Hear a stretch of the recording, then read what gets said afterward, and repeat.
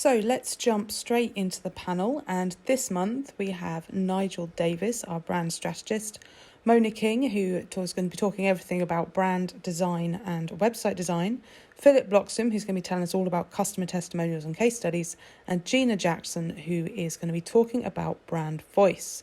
So let's go to Nigel with our first question, and this is kind of a bit of a big question, it's a bit of an overriding question, but can you just quickly explain what branding is and why it's important for a business?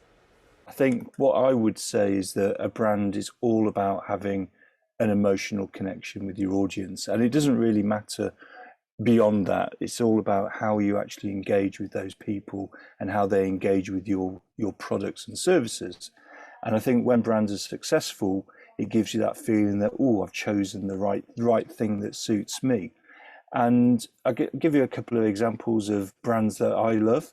So, if you think about high street coffee chains, whilst I might like the logo for Starbucks, I will always walk past it to go to Costa to get a coffee, to get a hot chocolate specifically, because I know it's a better product. So I'm much more emotionally connected to that brand. I only wear Adidas trainers because I don't do sport, but I listen to a lot of music, as you can see, and I read The Guardian every day. And I think the best example for me of a brand that does things well with that emotional engagement, for me, you see I've got a lot of records behind me, 6,000 or so, is when Apple brought out the iPod.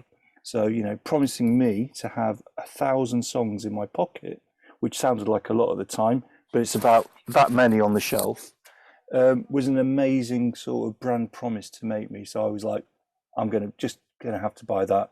I probably bought one every 6 months when they brought out a new one. And so it's all about that emotional engagement that you have, and everyone can have their own emotional engagement with their products and services that they love. But that's what all business is trying to do, is trying to make sure that customers love theirs the most. Awesome. Thanks, Nigel. That's a really rounded answer to that. And it moves nicely onto actually the question we're going to ask Mona, which is, when it comes to good brand design, what is it that adds value to your business? How do you use brand design to add value? Yeah, because brand and design can definitely add value to your business. It's all about customer psychology, because people tend to buy from the companies and the brands they are familiar with and they can recognize. For instance, like Nigel, I'm going to use Starbucks and Apple again as the examples. They are normally more expensive than most of their competitors, but people are happy to pay higher prices for their products because their brand and design are very strong and effective. So people recognize them, they trust them, so they feel safer and reassured to buy from their products, even though they are more expensive. How to make your brand more recognizable? Consistency is the key. It's consistency. For instance, you got to use the same logo, color scheme, typography, and similar styles across your branding, like your marketing materials, prints, website, and social media platforms. I'm going to use the packaging design of Apple as an example. That's the Apple laptop MacBook. As you can see, they leave plenty of white space. Really good photo here, and Apple logo. And for iPhone, as you can see, good quality photo, plenty of white space, and logo here. So their branding is consistent because you use the similar style across their packaging, so you can recognize, that's from Apple. So if your branding is more consistent, people tend to recognize and remember you more. That's it. Awesome. So we're looking at brand consistency, and I guess we're gonna find that across the board. So let's ask Gina now about brand voice and why you should have a guide to a brand voice. I know a lot of people probably don't have one. Oh, and that's a problem. Like, a lot of my clients just say they want to be friendly and professional, which everybody wants to be friendly and professional. That's not a brand voice. That is just normal human interaction. So we've just done work with a client who is a solicitor and a conveyancing expert, and they wanted friendly professional. And I said, that's not going to help you. So you need to sound above and beyond professional. You need to sound like experts in your field. So that included, we did a full workshop with them and their team. We did all their website, redid it, and we basically just looked at how they interact with each other and other solicitors and other professionals in the area. And it's like going back to Apple and Starbucks. Their social media has a brand voice. It may seem like it's just a generic, nice and professional, but every single person who is trained in Apple or Starbucks on their social media and on their website copy will have had a style guide. And a style guide is super important because it means that everybody in your business knows how to write for your business. And if I as a copywriter get that style guide, fantastic. If I don't, I will make one up for you, and it will be including all your audience brand personas, who you want to talk to. And that's just kind of a little bit of insight into what we can help with as well, that it's not just being friendly, it's not just being professional. You have to speak to your audience and you have to make sure that they are the ones that are being spoken to rather than just a generic person. So I guess it's how kind of we all probably have different voices when we're talking to our family members, to our friends, to people we see at the gym, to our clients. And this is about deciding a universal language that your business can use and keep that consistency that Mona talked about across the brand, no matter who's doing the messaging. I know a lot of businesses here are individuals, they're one-off people, and perhaps they're doing everything for themselves, but I still think you're probably right. Having those rules there can save you a lot of time. Would you agree? Absolutely. And it just means as well that if somebody does come into your business at a later date, or you have a copywriter or a social media manager, that everybody's on the same page. I speak very differently in my tone of voice for our business, very differently to how I speak to people online on my personal social media. And it's still very friendly, but I speak probably more northern than I do on my social media than I do on my professional. It is very much generic English, and I do try and make sure that, on my social media I use proper words and sentences, where on my personal I probably cut words out and I say, yeah, we'll do that tomorrow instead of I will do that tomorrow. So it's just that nuance and what I can't leave out. Brilliant. And we're going to go to just a quick reminder, because I always forget to say at the beginning, if you do have any questions that come up whilst people are talking, you can pop them in the chat, and Louie's going to keep an eye on the chat and call you after we've finished this round of questions. But we're going to go to Philip for the last question, which kind of reflects on what Gina was just saying about brand voice. Why is social proof so important to a business? Thanks, Lou. And I was going to draw on that comparison. It's that consistency, it's that brand voice. But where we come from is, using your customer's voice to sell and market on your behalf. Ultimately, your customer is going to be your best brand champion. They bought or purchased from you. They've invested in the service or brand that you offer. So why make something up, or why put something together that isn't reflecting their opinions, their thoughts, their perception of the delivery of your product or brand? And I think that's the point. Social proof is such an effective tool these days. Over 97% of people look for social proof, which, if you're unsure what the term means, it's just online validation. With the rise of Instagram influencers, everyone looks to seek approval from someone else, unfortunately, before they buy these days. So if you don't have social proof, if you aren't providing that for your brand, you're at a disadvantage to companies that are, because they have all of these internal champions, real people that have had their service, had their product, that are willing to shout about them. And Lou, you used this term for quite a few months ago. It's bragging rights, and I absolutely love that. It's something that I'd never really thought of before, but it's true. If you're doing all the hard work and getting your customers to champion your brand, talk about your business and give all this feedback, why not shout about that? Be proud about it and get your customers to do the hard work for you by selling your brand onto new people. I know a lot of people, and we come across this as video marketing specialists, that they have a problem shouting about things that they've done well or that they're happy about. It's a real, I don't know whether it's a British thing or it's a universal thing, but everybody's just a bit too kind of keeping their things that they want to shout about too close to their chest. And I think using your customer's voice is a great way of doing that. But just to kind of summarize what we've just talked about and take it back to kind of where Nigel talked about it right at the beginning with Starbucks, I just want a quick little experiment here as a bit of proof for this kind of idea. How many people here actually like a pumpkin spice latte from Starbucks?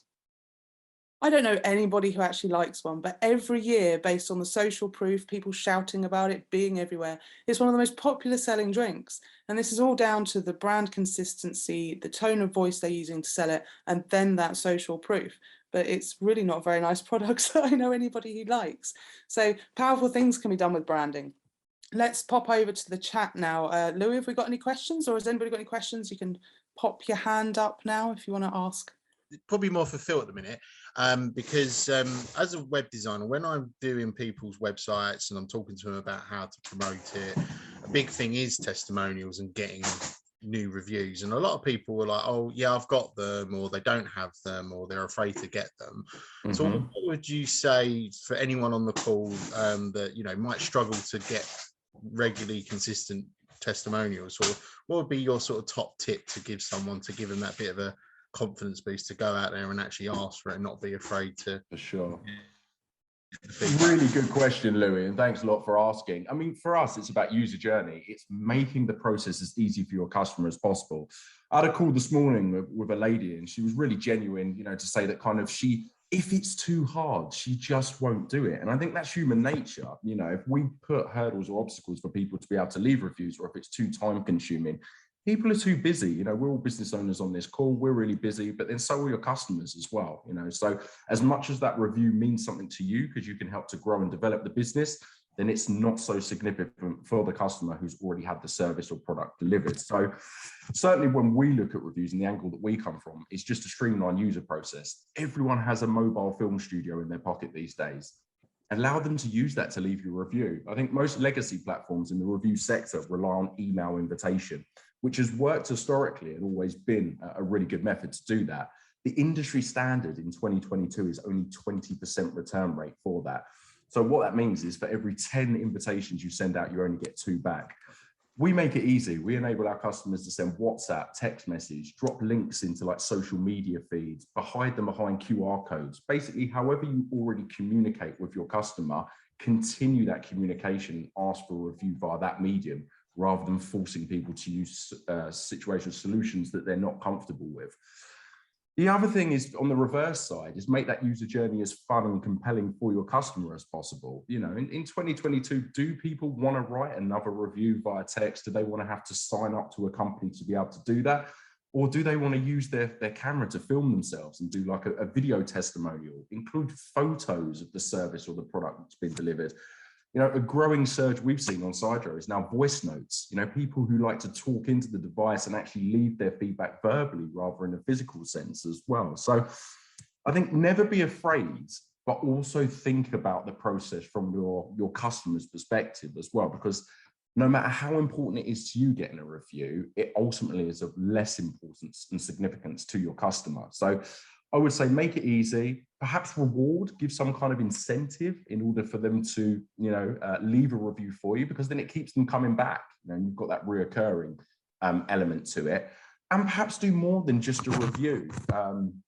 Find out about your customer, learn about insight. Just don't ask for a speculative review about, oh, what did you think? You know, maybe lead with some questions about your service, you know, your capabilities, what you could do better in the future. Because if people are bought into your brand and they're bought into you, they're going to want to continue using you. And they will only do so if you can continue to develop in a way that they see fit to continue using, investing in what you're doing. So learn from your customer and use it to create something, you know, quite spectacular. Awesome, great answer, great question as well. Jamie, have you got your hand up, or are you just waving at everybody continuously? Well, I like waving anyway, but no, this is actually a question. Yeah, so I found the conversation quite interesting so far, and I think from a branding perspective, I think storytelling is quite an interesting topic. But my question was for everybody, how you communicate your values and your personal story in a way that resonates with your customer and your audience. I think that's quite important, but I was just curious to know, like, what other people's opinions on that is. Do you think that needs to be like an important part of your branding strategy, and like any techniques for how you connect what, you know, you believe into how your customers believe in, you know, the services and products that you want to offer to them? Sure, awesome. Do you want to go to Nigel first as the brand strategist? Give us an overview. Yeah, well, I think Thank you for that question and giving it to me first. But I definitely feel that with anything that is around, your personal beliefs and the way that you have, kind of become who you are and your personal journey, I think it has to resonate with what you are doing as a brand. Lots of people have personal stories that have got nothing to do with what their business and brand are. So you don't really need to go into a lot of detail about all this happened back in the day and all that side of things. I think obviously increasingly people are looking for brands that they can resonate with on a much more personal level. So having that element of your personal beliefs will attract those sort of people towards you. They will also, in a good way, put people off. So I think it is fine to have an element of that in there. People that I've spoken to about this generally said, don't talk about the wound, as in what happened back then, but talk about the scar, so how it's healed, the positive that's come out of it. And that would probably be my tip about if you're going to talk about anything that's really, really personal. Thanks, Nigel. I think we'll pop that question across to Gina now, because obviously I think a lot of personal stuff's talked about in blog form and in the copy. So how would you approach that? So when I first started, I was probably a little bit too honest with people. And that's something that I had to learn how to deal with, about how to say, not spin my story in a more positive way, but make sure that my story resonated. Like Nigel said, it resonated with people that I wanted to work with, rather than it just being about me. And, oh, woe is me, I didn't have a job and decided to start copywriting. So I think it's really important for people to be honest and upfront, but again, make it the destination, not about how you got there. Make sure that your journey is in there, but it's a small part of it. Where you are now is because of where you were then, but let's make it about where you are now, rather than all the bumps behind it and the struggles that you went through and everything. And it has taken me a year to kind of realize that nobody cares about my mental health, and I was a parent and lockdown and blah blah blah. Nobody really bothered. Everybody was in the same boat. Everybody had issues. So it's about how I got through that and what I decided to do with my business and how I started. That's what people want to hear, and that's what my branding is about. It is about honesty, but it is massively toned back. It is like, I put a lot of things out on LinkedIn that are quite personal, and I do on my personal Facebook and my personal Twitter, but I wouldn't necessarily make that a thing for other people to see. I know who I've got on LinkedIn, and that's who I am. But if people don't like who I am, people buy from people. So if they don't like my story or my journey, they won't buy from me, and that's not a problem. I'm not catering for everybody. I cater for the people that I want to work with. Awesome. I can see Philip's got his hand up. I'm not sure if that's a question or if you want to answer the question.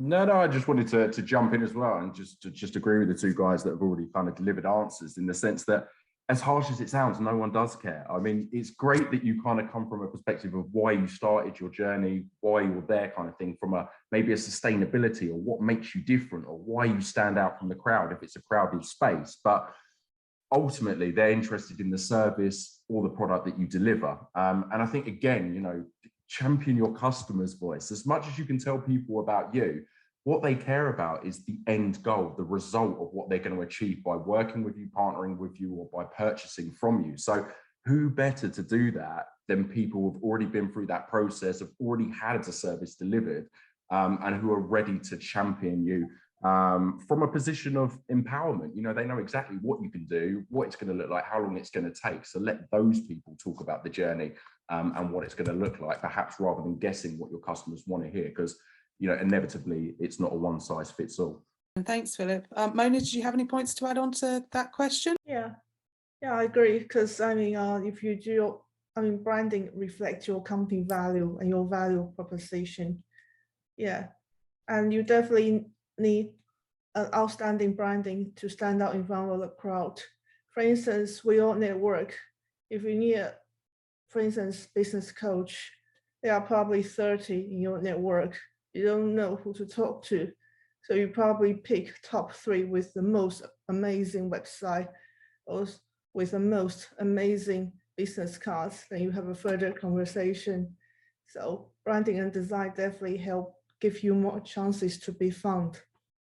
I think it's the whole package, isn't it? Once you've got those referrals and those testimonials coming in from someone, and you've checked out their branding, their website, and perhaps read a couple of blogs by them, and this is how people decide to buy from people now. I think Mike has a Q for the P.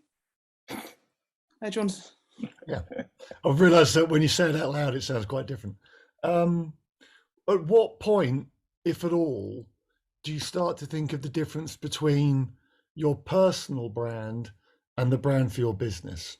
And I think values are very important to any business. I think Gina's already mentioned get beyond the professional and all that sort of stuff. I don't steal things or whatever it might be. But I think that your values have to mean something to you, but have to be interpreted for your customer, your audience. So my values are hardwired into my business name, which is PIN, P-I-N, which is pragmatic, inspiring, and nurture, which are things that I believe in. I'm pragmatic, I'm from the north. But, for my customer, that doesn't mean I just I'm a bit tight-fisted and wear a flat cap. It actually means that they get very practical advice that's going to be helpful and easy for them to manage. Inspiring, I love creativity. They're going to get something that's more creative. Nurture, I love to learn. So they're going to also learn through the process. So I think you have to have your own beliefs reflected back in your audience. And if you can't do that, then you're probably using the wrong beliefs to build your business and your brand. Awesome. Was that for everyone, Mike? Do you want to ask? Can I? I'm welcome for everyone to hear. Philip wants to have a go.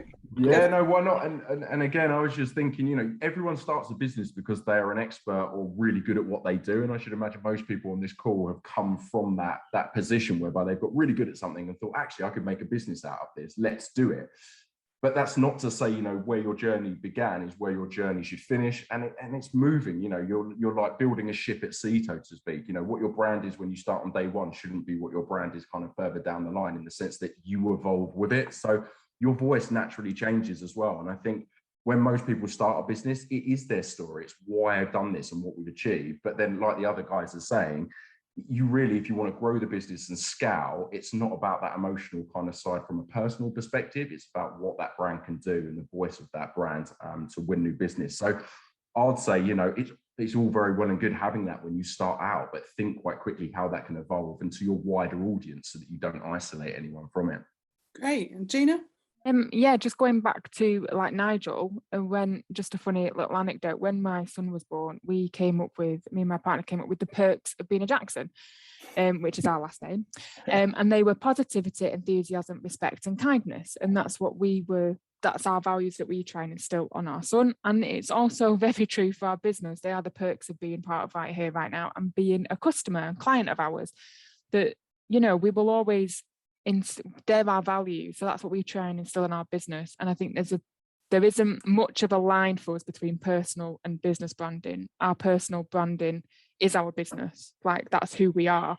And we do try and make sure that, yes, while there are some things that I don't put out on social media, and neither does my other half, there are things that we do, because we think that clients deserve to know when, we're having a bad day and we can't quite get things done to plan. And I do think there is part of that they have to mix, that they do have to mingle a little bit, but you also have to realise that, again, not everybody's like most clients who have children or pets or whatever, and they might not care. So it's just kind of finding that fine balance of being personal and business, and making sure that the two do mingle, but they're not the same. Then they're not completely intertwined. And I guess that's a struggle that a lot of kind of entrepreneurs and individual business owners have, is that they're so closely related to their brand that sometimes it can be difficult to separate, unlike when you're working for a company where there are a strict set of rules, or if you're working for a franchise or your franchisee holder. Louis, do you want to go back to the comments? Yeah, and Annabelle actually raised a great point around being as a franchise owner, and she finds it very important to be yourself as well. And I think that actually links into this question as well. So, and Annabelle, as I know, you're one of the most glamorous people I think I've ever met in my life. Maybe perhaps you want to ask a question, or perhaps you want to just raise a little bit more about your point there and share that with the audience. No, the point I was raising is that, I'm a franchise owner, so it's a huge franchise. We've got, colleagues all over the UK, obviously US, and it's also about, because we are although it's our own business, you're also competing with your other colleagues as well. And it's about being yourself on, on your social media and yourself when they meet you, because it's, someone said, people buy people. And if you're selling the same services as, somebody, 2 miles down the road or 20 miles down the road, it's what's going to attract that potential client to you. And it's about, being who you are. And that is part of your brand as well, so that someone meets you when they, met you online, when they meet you in person, they go, yep, okay, I can gel with this person online, even, and in person as well. Definitely brilliant, and thank you for sharing that. Marika actually asked a question. It's an open question, so maybe we can get a quick view from each of the panelists. But she asked, so what's the best way to walk away from clients you don't think you can work with? So that is something that does sometimes come up, but let's keep it really short and not really drag it out, because it could be quite a long-winded one. We don't want to go too far down the rabbit hole with that one. Quick fire. We'll go to Mona, she's got a hand up, and then we'll pop over to Nigel. Yeah, because I like to answer Marika's question, because around this time last year, I got a really difficult client. Because before they sign up with me, I made it very clear I only do design. If you need copywriting, I can get a quote from a copywriter. They say, no, our employee will do the copywriting. But afterwards, they say, I thought you were going to do the copywriting with the pricing. I say, no. And they just kept on nagging. Yeah, so I just told them that I'm happy to give a refund. I think just business to business, nothing is personal. If you think the work relationship doesn't work, just be very polite and honest. Polite, honest, walk away. Let's pop to Nigel quickly, and then we'll go to Philip to answer the question. Phil. So I think the thing here is about clarity, and I would say that your brands need to ensure you don't attract them in the first place, so you don't get into that sticky mess. And the two areas to focus on your offer and your price, so that people know what it is that you're going to do and how much you're going to charge. And it is a bit like walking into, let's use Costa again, or Starbucks, and saying, I've got a pizza. Oh, what do you mean you don't sell pizzas? But I've got loads of, and so you've got to be really, really clear about that area and try and avoid attracting the wrong clients. And you can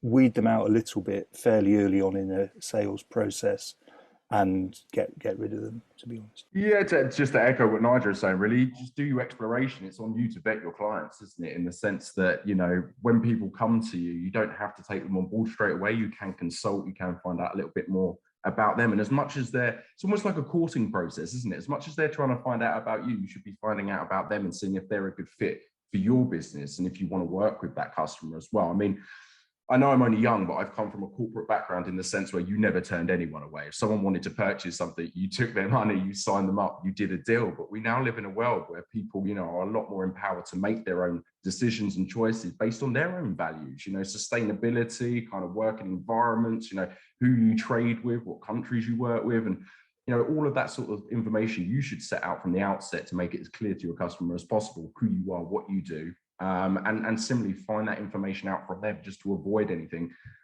further down the line. But I think we're all humans. Just be as honest and transparent with people as possible. If you don't want to work, or if you don't feel like you can deliver for them, tell them, and it's just going to avoid all sorts of circumstances in the future. And Gina, do you have any takes on that, or have you ever had to write a go away letter for someone? Yeah, I've kind of had to kindly put a few people on the back burner and say that's not really for us. Like Nigel said, don't try not to attract those people in the first place who you think might be a bit tricky to deal with. As a copywriter, I deal with many different areas, and there have been clients where they don't fit our branding, or we're trying to get into more sustainable companies and brands, and they were a massive oil company, and I was just like, not really fitting in with the green ethic sustainable thing that I'm trying to get on with here. And also their HR was abysmal, so coming from a really bad HR background, I was like, no thank you. But yeah, I think it's just a polite email or on the call. If you know straight away, don't string people along. If you've had a 15-minute discovery call with somebody and you know it's not going to work, just say, look, thank you for the call, I really appreciate it, I don't think I'm the right person for you. You never know, they might think the same. And we're British, we we will absolutely work around it, and 5 months down the line you're still working with them and you hate it. So it's better to just get it out of the way straight away and say, this isn't for me, thank you very much.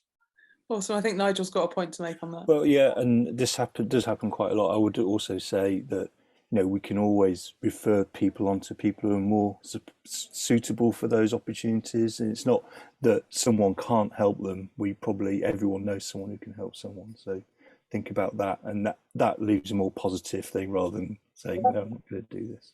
Absolutely. I'm always surprised at how much, you know, kind of referral work there is in kind of the business coach community, because they have such specific kind of roles that they play in coaching people on how they work. And I guess the same can be said for the creative industries as well. We've got a lot of marketing people here that are here to find out more information from other experts in the same field or want to come and talk here as well.